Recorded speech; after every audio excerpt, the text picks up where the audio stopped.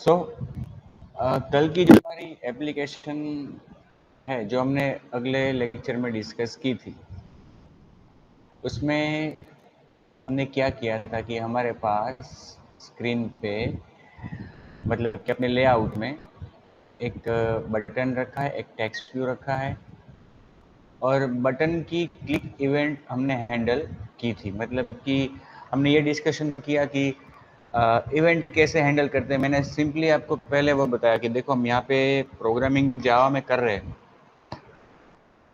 तो जो एंड्रॉयड की एप्लीकेशन में भी हम इवेंट हैंडलिंग करेंगे वो जावा के ज़रिए ही होगा। तो जावा में तो ऐसा तो नहीं है कि ये एंड्रॉयड के लिए यूज़ होता है इसलिए इवेंट हैंडलिंग का मैकेनिज्म है, ऐसा नहीं है।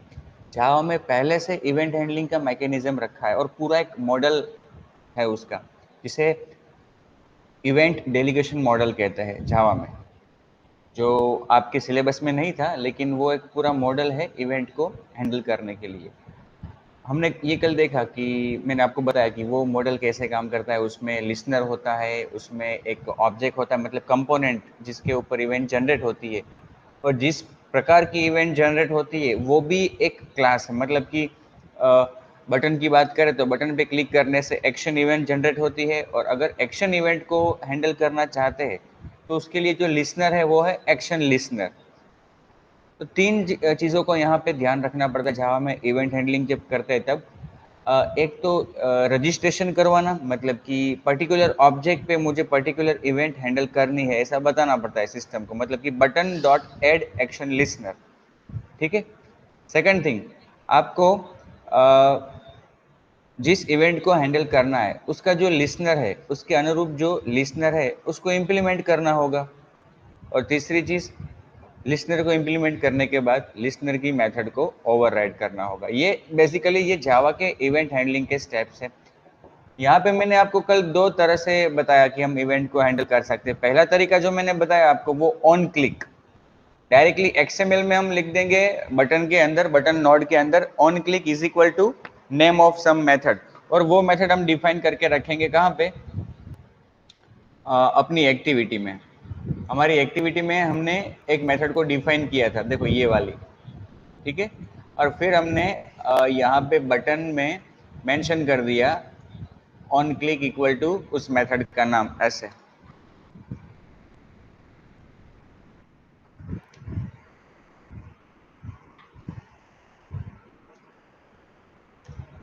इससे क्या होगा कि इस बटन पे जब क्लिक होगा तो ये मेथड कॉल होगी। अब ये मेथड होनी चाहिए, मतलब कि अगर ये मेथड डिफाइन हमने की है तो ही यहाँ पे ये लिखा हुआ आएगा। ठीक है। और दूसरा तरीका जो मैंने बताया वो टोटली मतलब कि जो जावा का मॉडल है वही है।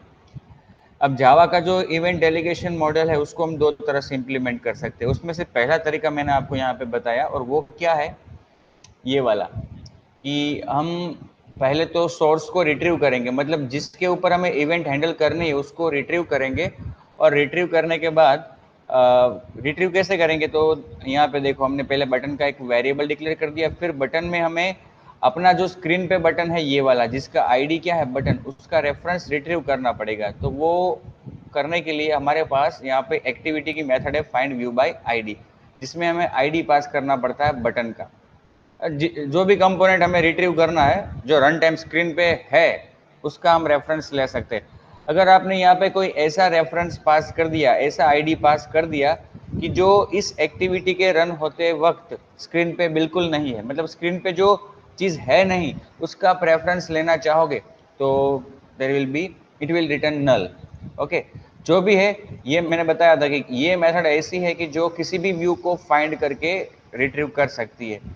तो इसका जो रिटर्न टाइप है ना मेथड का वो व्यू है, इसलिए हमें उसको पर्टिकुलर टाइप में कास्टिंग करना पड़ता है। हमें बटन चाहिए, अभी हमने बटन यहाँ से रिट्रीव किया है तो उसको बटन में कास्ट करके फिर अपने बटन वेरिएबल में उसको हमने लिया। फिर बटन पे हमें इवेंट हैंडल करनी है तो रजिस्ट्रेशन करना पड़ेगा। ये हमने रजिस्ट्रेशन और साथ ही हमने उसमें एनोनिमस इम्प्लीमेंटेशन डाल दिया क्लास का। ठीक है। और फिर जब हम ये लिसनर को इम्प्लीमेंट करते हैं तो उसकी मेथड है ऑन क्लिक की जो हमें ओवरराइड करनी पड़ती है। देखो ये मैकेनिज्म है इजी, बट थोड़ा अगर पहली बार यूज कर रहे हो तो थोड़ा कॉम्प्लिकेट लगेगा, क्योंकि इसमें एनोनिमस क्लास का हमने यूज किया है। पहली बार यूज कर रहे हो तो थोड़ा थोड़ा कॉम्प्लेक्स लगेगा, अदरवाइज ये इजी मैकेनिज्म है। अब हम ओवरऑल तीसरा मैकेनिज्म बटन के लिए, या फिर जावा का दूसरा तरीका जो है इवेंट डेलीगेशन मॉडल का, ये जो तरीका है उसको हम क्या कहेंगे आगे जाके, separate handler for each view.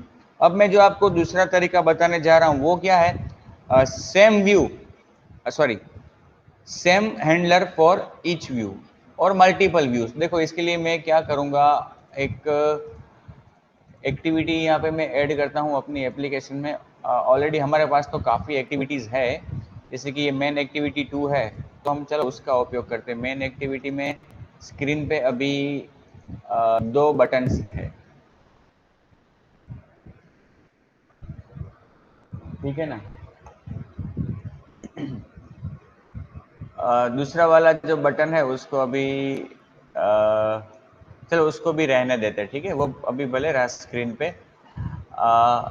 अब देखो ये जो अपनी मेन एक्टिविटी 2 है उसमें मुझे ये बटन्स जो हमारी स्क्रीन पे है उसमें से ये जो पहला वाला बटन है, ये क्लिक मी, उसकी इवेंट मुझे हैंडल करनी है, ठीक है। तो कैसे करेंगे, दूसरा तरीका जो है वो मैं आपको बता रहा हूँ।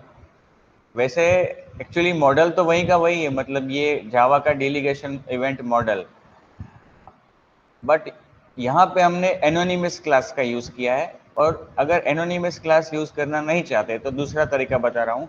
देखो यहाँ पे लिसनर कौन सा है, view dot on click listener, मतलब यहाँ पे हमने एक ऐसा क्लास बनाया कि जो इस लिसनर को इम्प्लीमेंट कर रहा है। अब देखो यहाँ पे मैं क्या करता हूँ, अपनी main activity it extends app compact activity, और अब मुझे क्या करना है, देखो पहले मैं यहाँ पे बटन का एक ऑब्जेक्ट बनाऊंगा, सपोज btn1 नाम दे रहा हूँ, क्योंकि पहले btn1 हमने दूसरी एक्टिविटी में दिया है तो कंफ्यूज ना हो इसलिए।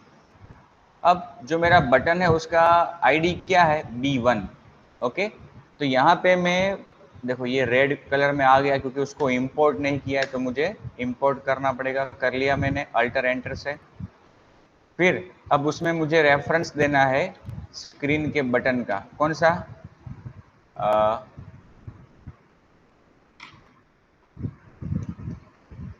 Button 1 equal to find view by ID, R dot I D dot, उसका आईडी क्या था बटन का, अपने बटन का आईडी है b1, तो मैं यहाँ पे क्या लिखूंगा b1, ठीक है। अब बटन में रेफरेंस आ गया, मुझे बटन मिल गया, मतलब कि मुझे सोर्स मिल गया जिसके ऊपर मुझे इवेंट हैंडल करनी है। अब देखो हम ये तरीका यूज नहीं करना है btn dot set on click listener, okay. ये तो क्या हमें यहाँ पे जरूरत पड़ी इसी जगह पे, तो हमने उसी जगह पे जहाँ पे अपने को ऑन क्लिक लिसनर की जरूरत है वहां पे उसको डिफाइन कर दिया, मतलब ऐसे एक क्लास को। अब मैं क्या करूंगा, मुझे कॉमन हैंडलर बनाना है, तो मैं ये जो मेरा क्लास है, क्लास इटसेल्फ मेन एक्टिविटी 2, उसको मैं इंप्लीमेंट कराऊंगा view dot set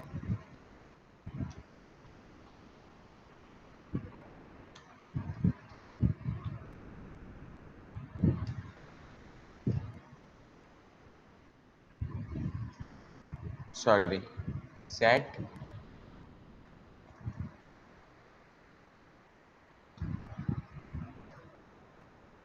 view dot on click listener. देखो यहाँ पे हमने क्या किया, यार btn dot set on click listener बराबर, ये मेथड है, ये मेथड है कि जिसके अंदर हम पास करते हैं यहाँ पे ऑन क्लिक लिसनर का एनोनिमस इम्प्लीमेंटेशन। अब हमें एनोनिमस इम्प्लीमेंटेशन नहीं बनाना है, तो अलग से क्लास बनाना है, हमें हमें अलग से क्लास बनाना है कि जो ऑन क्लिक लिसनर को इम्प्लीमेंट करे। तो देखो यहाँ पे मैंने कोई अलग से क्लास नहीं बनाया, क्योंकि वो अलग से क्लास, काम तो केवल इतना ही है ना कि उसमें एक मेथड लिखनी है। तो ये जो अपनी एक्टिविटी क्लास है ना उसी को मैंने इम्प्लीमेंट करवा दिया ऑन क्लिक लिसनर से, ठीक है ना। अब देखो ये मेरा, इसका मतलब क्या हुआ कि ये मेन एक्टिविटी 2 क्लास खुद इस इवेंट को हैंडल करेगा, कौन सी इवेंट को, क्लिक इवेंट को, क्योंकि ये खुद अब क्या बन गया है, ऑन क्लिक लिस्नर, एक्टिविटी भी है और ऑन क्लिक लिस्नर भी है। तो ये जावा का दूसरा कॉन्सेप्ट हमें यहाँ पे याद आएगा कि we can not implement multiple inheritance by extending more than one class in Java, but there is a mechanism of in interface using which we can have more than one super types. Okay, अब देखो यहाँ पे ये पूरा red line में आ रहा है, वो इसलिए क्योंकि जब हम किसी इंटरफेस को इम्प्लीमेंट करते हैं तो उसकी मेथड्स हमें कंपलसरी ओवरराइड करनी पड़ती है। और देखो यहाँ पे हम माउस को रखेंगे तो हमें ये बताएगा कि भाई आपका क्लास खुद एब्स्ट्रैक्ट क्लास नहीं है और वो ऑन क्लिक लिसनर की ऑन क्लिक मेथड को ओवरराइड भी नहीं कर रहा है। तो कोई बात नहीं, हम इसको ओवरराइड करते हैं। देखो अल्टर एंटर की मैंने प्रेस किया तो मुझे कहा गया इम्प्लीमेंट मेथड, मैंने कहा यस। तो पूछेंगे कौन सी मेथड, मैंने कहा ऑन क्लिक। चलो अब देखो यहाँ पे ऑन क्लिक मेथड यहाँ पे आ गई।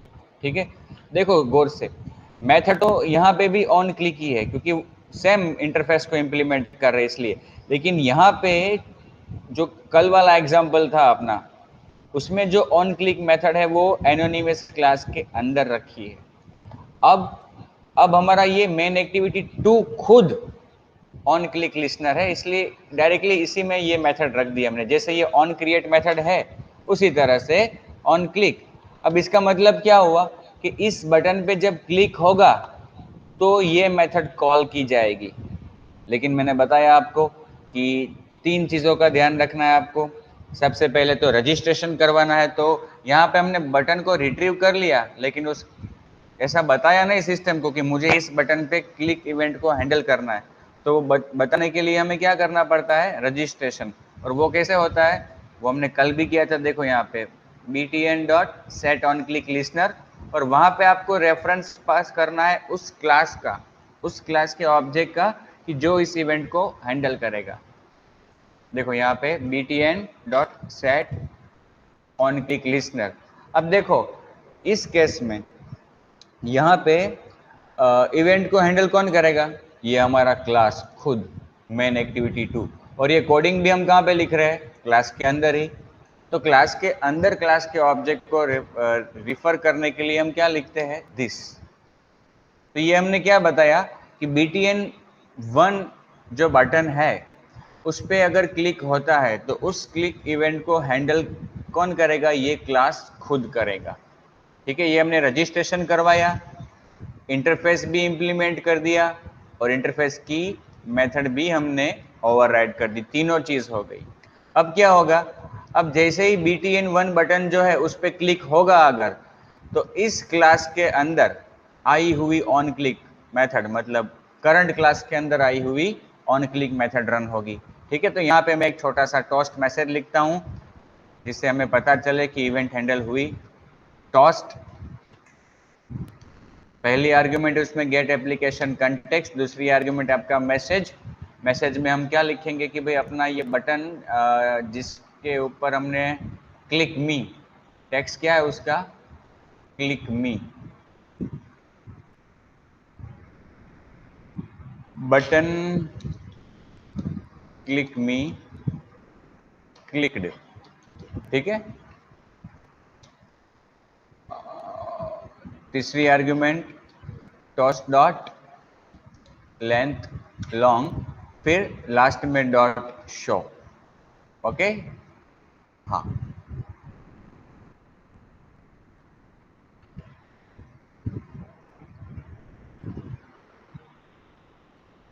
तो ये मैंने इवेंट को हैंडल कर दिया, मुझे जो करना था वो मैंने लिख दिया ऑन क्लिक के अंदर।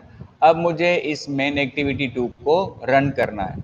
तो रन करने के लिए मैं क्या करूंगा, मैनिफेस्ट फाइल में मुझे जाना है, क्योंकि अभी मैनिफेस्ट फाइल में मैंने लिखा है कि लॉन्चर कौन है, मेन एक्टिविटी। तो उसके अंदर जो ये 4 लाइन है इंटेंट फिल्टर वाली, उसको मैं निकाल के कहाँ पे रख दूंगा, मेन एक्टिविटी 2 के अंदर। ठीक है ना, क्योंकि अभी मुझे मेन एक्टिविटी 2 को रन करवाना है। ठीक है, मैं दोबारा अपनी एप्लीकेशन को अभी लॉन्च कराऊंगा, तो अभी अपनी एक्टिविटी 2 रन होगी।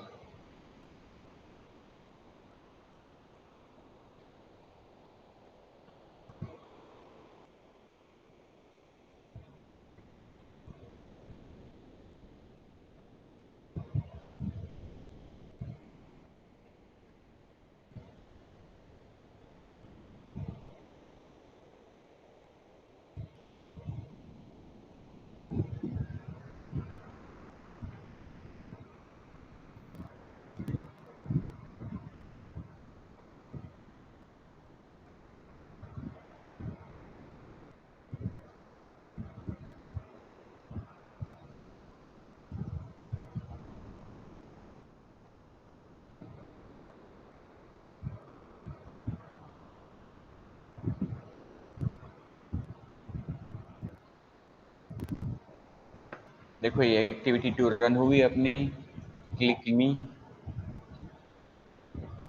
बटन, क्लिक मी क्लिक्ड, ठीक है, ये टॉस्ट मैसेज आ रहा है। सेकंड बटन पे अभी कुछ हमने किया नहीं है तो वो यहाँ पे क्लिक नहीं होगा, मतलब उसमें कुछ रिस्पॉन्स नहीं आएगा।